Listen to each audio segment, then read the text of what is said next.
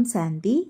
இன்றைய முரளி 29 டிசம்பர் 2024.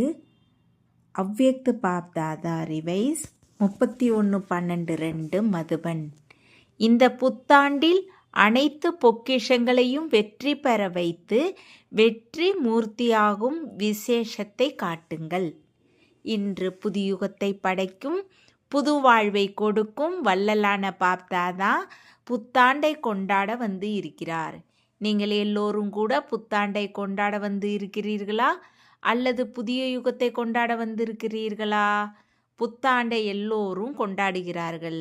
ஆனால் நீங்கள் எல்லோரும் புது வாழ்வு, புது யுகம், புத்தாண்டு மூன்றையும் கொண்டாடுகிறீர்கள். பாப்தாதாவும் திரிமூர்த்தி வாழ்த்து கொடுக்கிறார். புத்தாண்டிற்கு ஒருவர் பிறருக்கு வாழ்த்து கொடுக்கிறார்கள். கூடவே ஏதாவது பரிசையும் கொடுக்கிறார்கள். பரிசு கொடுக்கிறார்கள் தானே. ஆனால் பாப்தாதா உங்கள் எல்லோருக்கும் என்ன பரிசு கொடுத்து இருக்கிறார்? பொன்னுலகை பரிசாக கொடுத்து இருக்கிறார். எல்லோருக்கும் பொன்னுலகின் பரிசு கிடைத்திருக்கிறது தானே. அந்த பொன்னுலகில் புதியுகத்தில் அனைத்து பிராப்திகளும் இருக்கின்றன. உங்கள் ராஜ்யம் நினைவில் இருக்கிறதா? அங்கே எந்த அப்பிராப்தியின் பெயர் அடையாளமும் இருக்காது. அப்படிப்பட்ட பரிசை பாப்தாதாவை தவிர வேற யாரும் கொடுக்க முடியாது. முழு உலகிலும் யாராவது மிகப்பெரிய பரிசு கொடுத்தாலும் எதை கொடுப்பார்கள்? மிகப்பெரிய கிரீடத்தையும் சிம்மாசனத்தையும் கொடுப்பார்கள். எப்போது ஸ்தாபனை நடந்ததோ, ஸ்தாபனையின் போது இருந்தவர்கள் முன் வரிசையில் அமர்ந்திருந்தனர்.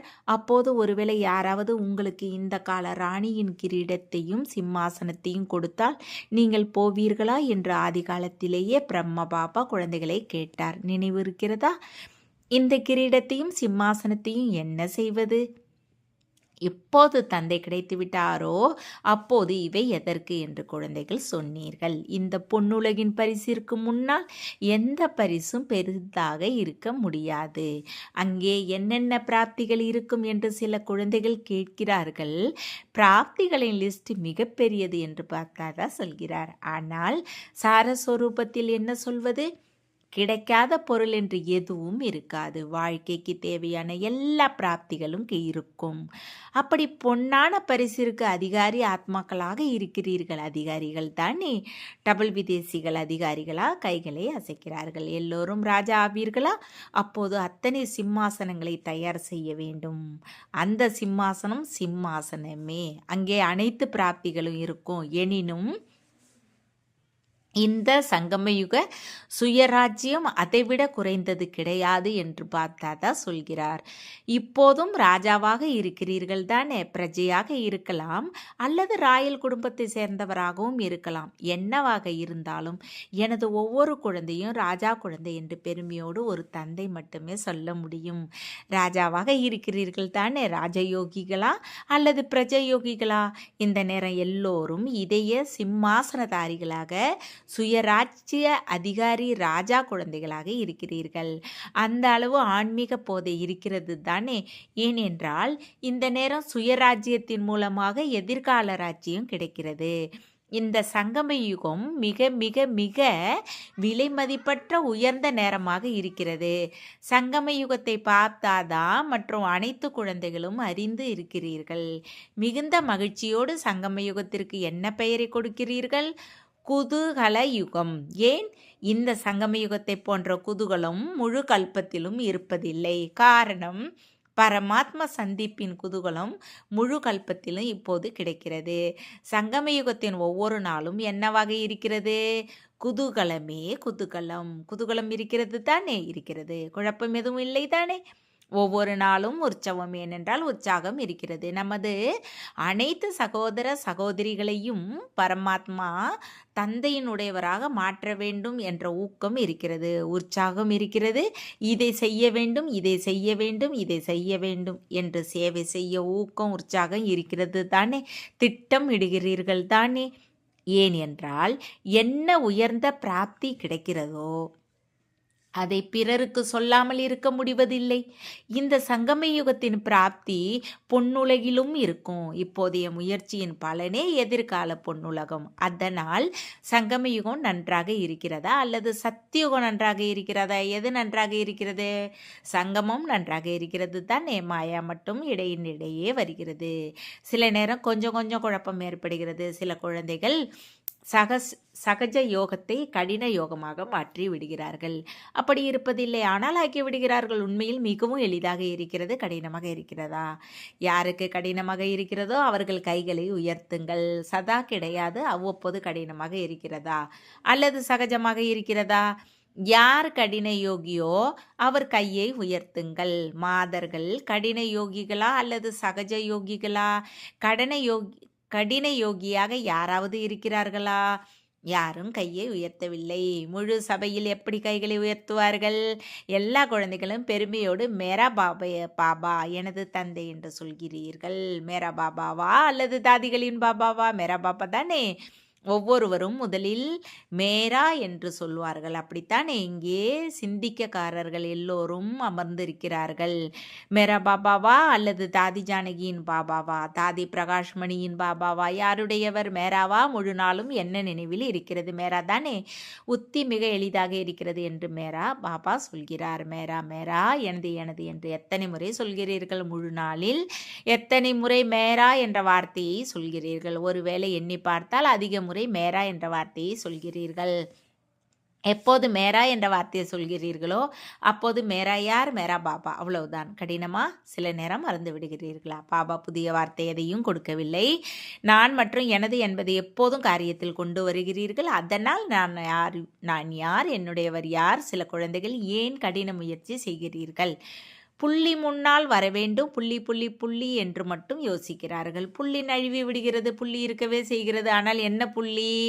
நான் யார் என்ற தனது சுயமரியாதை நினைவிற்கு கொண்டு வாருங்கள். அப்போது முயற்சி ரமணிகரமாக இருக்கும். ஜோதி பிந்து என்று மட்டும் சொல்வதால் கடினமாகி விடுகிறது. சகஜ முயற்சி, குதூகல முயற்சி செய்யுங்கள். இந்த புத்தாண்டில் முயற்சி உயர்வாக இருக்க வேண்டும். ஆனால் உயர்வோடு கூடவே முதலில் எளிதாக இருக்க வேண்டும், சகஜமாகவும் இருக்க வேண்டும், உயர்வாகவும் இருக்க வேண்டும். அப்படி இருக்க முடியுமா? இரண்டும் ஒன்றாக இருக்க முடியுமா? டபுள் விதேசிகள் சொல்லுங்கள், முடியுமா? பாப்தாதா பார்ப்பார். யார் யார் கடின யோகி ஆகிறார்கள் என்பதை பாப்தாதா சோதனை செய்து கொண்டே இருக்கிறார். கவனக்குறைவாக முயற்சி செய்வது சகஜ யோகியின் அர்த்தம் கிடையாது. உயர்வாகவும் இருக்க வேண்டும், எளிதாகவும் இருக்க வேண்டும். பாண்டவர்கள் சகஜ யோகிகளா? யார் சகஜ யோகிகளோ அவர்கள் கைகளை உயர்த்துங்கள். பாருங்கள், டிவியில் வருகிறது. வாழ்த்துக்கள். இந்த வருடம் யாருக்கு முன்பாகவும் எந்த கஷ்டமும் வராது. ஏனென்றால் சகஜ யோகிகளாக இருக்கிறீர்கள். கவனக்குறைவாக இருக்க வேண்டாம். நேரப்படி இந்த புத்தாண்டில் உங்களுக்கு கிடைத்திருக்கும் பொக்கிஷங்களான நேரம், எண்ணம், குணங்கள், ஞானம், சக்திகள், அவற்றில் எல்லாவற்றையும் விட பெரிய பொக்கிஷம் எண்ணம். உயர்ந்த எண்ணம், சுத்த எண்ணம். இந்த எல்லா பொக்கிஷங்களையும் தினந்தோறும் வெற்றி பெற வைக்க வேண்டும் என்ற விசேஷ லட்சியம் வைக்க வேண்டும். நன்றாக கொடுங்கள் வள்ளலின் குழந்தைகள், மாஸ்டர் வள்ளலாகுங்கள். நன்றாக கொடுங்கள். ஏன்?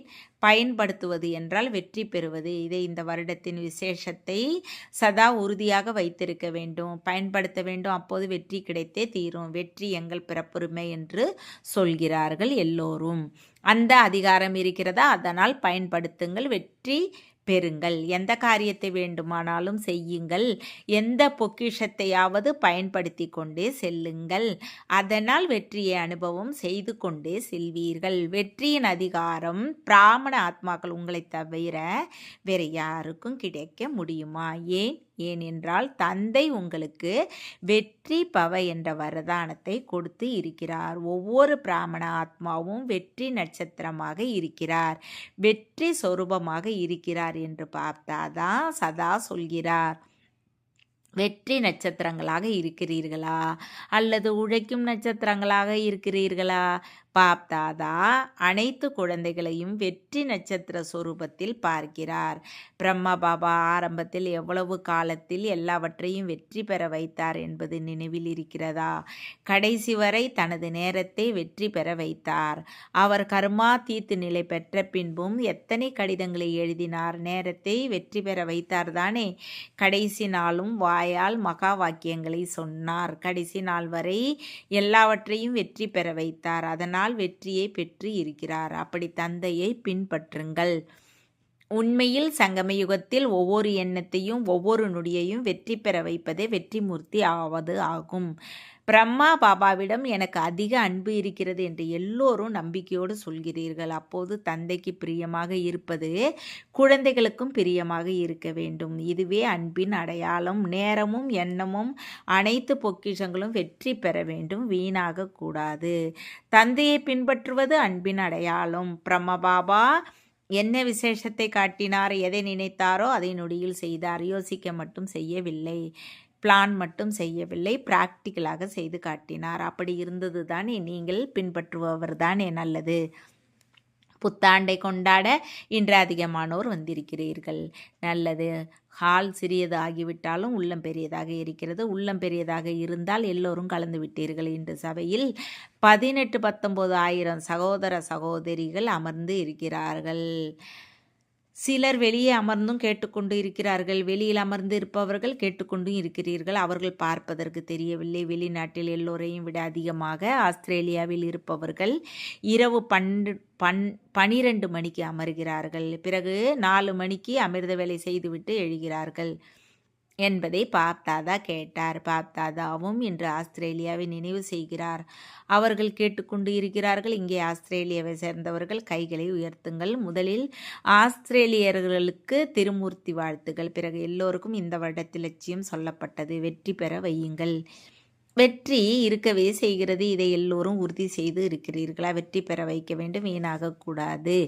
சங்கம யுகம் சக்திசாலி யுகம், வெற்றி பெறும் யுகம், வீணாகுவதற்கு இல்லை. வீணான 63 பிறவிகள் முடிந்துவிட்டன. இப்போது இந்த சிறிய யுகம் வெற்றி பெற வைப்பதற்கான யுகம். ஒருவேளை நேரத்தை வெற்றி பெற வைத்தால் எதிர்கால அரை கல்பம் முழுவதும் ராஜ்ய அதிகாரிகளாக இருப்பீர்கள். ஒருவேளை அவ்வப்போது வெற்றி பெற வைத்தால் ராஜ்ய அதிகாரியாகவும் அவ்வப்போதே ஆவீர்கள். இதுதான் நேரத்தை வெற்றி பெற வைப்பதின் பலன். சுவாசத்தை வெற்றி பெற வைத்தால் 21 பிறவிகள் ஆரோக்கியமாக இருப்பீர்கள். போக போக ஹார்ட் பெயில் ஆகாது. ஒருவரது ஹார்ட் நின்று விடுகிறது, ஒருவரது குழாய்கள் அடைத்துக் கொள்கின்றன. அப்படி அங்கே இருக்காது. ஞான பொக்கிஷத்தையும் வெற்றி பெற வையுங்கள். ஞானம் என்றால் அறிவு.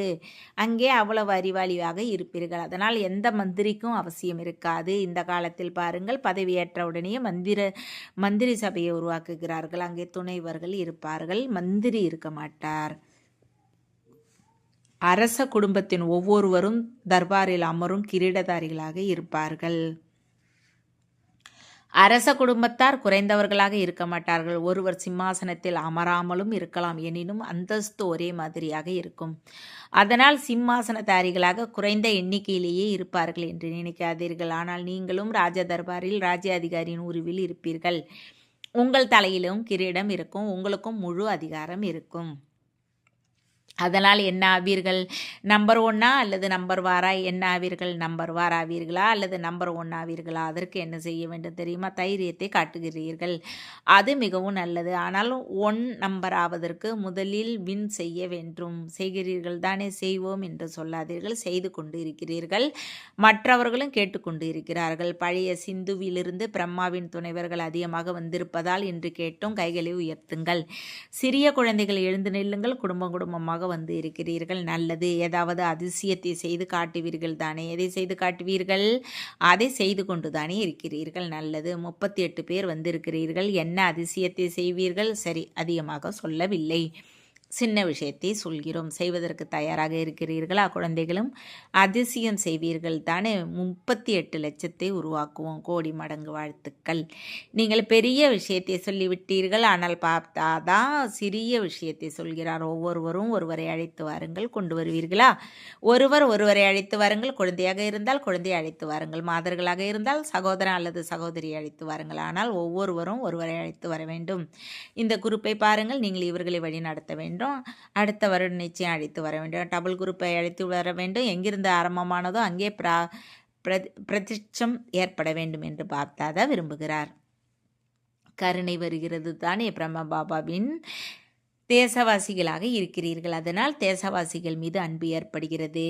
உங்களிடம் பொக்கிஷங்கள் அதிகம் இருக்கின்றன. குணங்களின் பொக்கிஷம் எவ்வளோ பெரியதாக இருக்கிறது, சக்திகளின் பொக்கிஷம் எவ்வளோ பெரியதாக இருக்கிறது. அதனால் குணதானம் சக்திகளின் தானம் கொடுக்கும் மாஸ்டர் வள்ளலாகுங்கள். யார் வந்தாலும் சம்பந்தத்தில் வந்தாலும் தொடர்பில் வந்தாலும் அவர்களுக்கு ஏதாவது குணம் அல்லது சக்தியின் பரிசு கொடுக்க வேண்டும். வேறு யாரும் வெறுங்கையோடு போகக்கூடாது. மற்ற எதுவும் இல்லாவிட்டாலும் தந்தையினுடைய இனிய செய்தியின் வார்த்தைகளை சொல்லுங்கள். அந்த இனிய வார்த்தையின் பரிசு கொடுக்க வேண்டும். உலகில் உள்ளவர்கள் என்ன உற்சவம் நடந்தாலும் ஒருவர் பிறருக்கு இனிப்பை கொடுக்கிறார்கள், நீங்களே இனிப்பை கொடுத்தாக வேண்டும். ஆனால் உங்கள் இனிய முகத்தையும் காட்ட வேண்டும் என்று பார்த்தாதான் சொல்கிறார். இனிப்பு மட்டும் கொடுக்கக்கூடாது, முகமும் இனிமையாக இருக்க வேண்டும். அவ்வளோ இனிமையை சேமித்து இருக்கிறீர்கள் தானே. அதை கொடுத்தாலும் நிறைவாக இருப்பீர்கள். இந்த பொக்கிஷத்தை எந்த அளவு கொடுப்பீர்களோ அந்த அளவு அதிகமாகவும் குறையாது. அதனால் எந்த ஆத்மா வந்தாலும் அதற்கு எதையாவது கொடுத்தோமா என்பதை இந்த வருடம் குறித்து வையுங்கள். ஒருவேளை கேட்பவராக இல்லை என்றால் இனிய சக்திசாலி திருஷ்டி கொடுக்க வேண்டும். ஆனால் நிச்சயம் கொடுக்க வேண்டும். வெறுங்கையோடு போகக்கூடாது. இது சகஜம்தானே அல்லது கடினமா? நல்லது. ஒரு நொடியில் மனதில் ட்ரில் நினைவில் இருக்கிறதா? ஒவ்வொருவரும் முழு நாளில் எத்தனை முறை இந்த ட்ரில் செய்கிறீர்கள்? இதை குறித்து வையுங்கள். இந்த மனதின் ட்ரில்லை எத்தனை முறை செய்வீர்களோ அந்த அளவு சகஜ யோகிய சரள யோகி ஆவீர்கள். ஒரு பக்கம் மனசேவை, மறுபக்கம் மனதின் எக்ஸசைஸ். ஒரு கணம் நிராகாரி, ஒரு கணம் பரிஸ்தாக்கள் உங்களை பிரம்ம பாபாவோடு அழைத்து கொண்டிருக்கிறார். பரிஸ்தாவாகி பிரம்ம பாபாவோடு உங்கள் வீட்டிற்கு நிராகார உருவில் செல்ல வேண்டும். பிறகு தேவர்களாக வேண்டும். நல்லது. நாலாபுறங்களிலிருந்தும் மிக அதிகமான அன்பு நினைவுகள் காரடு வடிவிலோ கடித வடிவிலோ பாப்தாதாவிடம் வந்து சேருகின்றன. எனது நினைவை பாபாவிற்கு கொடுக்க வேண்டும் என்று ஒவ்வொரு குழந்தையும் நினைப்பது பாப்தாதாவிற்கு தெரியும். ஆனால் வந்துவிட்டன. அன்பு நினைவுகளை கொடுக்கும் மிக செல்லமான குழந்தைகள் பாப்தாதாவின் முன்னால் இருக்கிறார்கள். அதனால் ஒவ்வொரு குழந்தையும் அவரவர் பெயரில் வார்த்தையையும் உள்ளத்தையும் ஆசீர்வாதங்களில் ஏற்றுக்கொள்ளுங்கள் என்று பாப்தாதா சொல்கிறார். உங்கள் எல்லோருக்கும் கூட புது ஜீவன், புது யுகம் மற்றும் புது வருடத்திற்கான அதிகமாய் கோடி மடங்கு வாழ்த்துக்களும் உள்ளத்தின் ஆசீர்வாதங்களும் இருக்கின்றன. கூடவே அன்பு நினைவுகள் மற்றும் நமஸ்தே. பார்த்தாதா அனைத்து குழந்தைகளுக்கும் புது வருடத்திற்கு வாழ்த்து சொன்னார். நாலாபுறங்களிலும் உள்ள மிக இனிய மிக அன்பான குழந்தைகளுக்கு கோடி மடங்கு புத்தாண்டு வாழ்த்துக்கள். இப்போது எந்த நொடி கடந்து சென்றதோ அது விடை கொடுப்பதற்கும் வாழ்த்திற்கும் உரிய நொடியாக இருக்கிறது. ஒரு பக்கம் விடை கொடுக்க வேண்டும். நீங்கள் நிறைவு பெறுவதால் எதை குறையாக அனுபவம் செய்கிறீர்களோ அதற்கு விடை கொடுக்க வேண்டும். சதா காலத்திற்கு விடை கொடுக்க வேண்டும். மேலும் முன்னால் பறந்து செல்வதற்கு வாழ்த்துக்கள். நல்லது. ஓம் சாந்தி. வரதானம். நினைவே அனுபவத்தின் ஸ்திதியில் நிற்க வைக்கும் நம்பர் 1 விசேஷ ஆத்மாகுக. நான் விசேஷ ஆத்மா நம்பர் 1 ஆக வேண்டும் என்று அனைத்து பிராமண ஆத்மாக்களிடமும் எண்ணம் இருக்கிறது. ஆனால் எண்ணத்திற்கும் செயலிற்கும் இடையே உள்ள வித்தியாசத்தை முடிப்பதற்கு நினைவை அனுப்புவதற்கு கொண்டு வர வேண்டும். கேட்பதும் அறிவதும் எப்படி நினைவில் இருக்குமோ அப்படி தன்னை அந்த அனுபவத்தின் ஸ்திதிக்கு கொண்டு வாருங்கள். இதற்கு தனது மகத்துவத்தையும் நேரத்தின் மகத்துவத்தையும் அறிந்து மனதையும் புத்தியையும் ஏதாவது ஒரு அனுபவத்தின் ஆசனத்தில் இருக்க வையுங்கள். அப்போது நம்பர் 1 விசேஷ ஆத்மா ஆவீர்கள். ஸ்லோகன். கெட்டவற்றில் வம்பு இழுப்பதை விட்டுவிட்டு நல்லவற்றில் போட்டி போடுங்கள். தேங்க்ஸ் பாபா. ஓம் சாந்தி.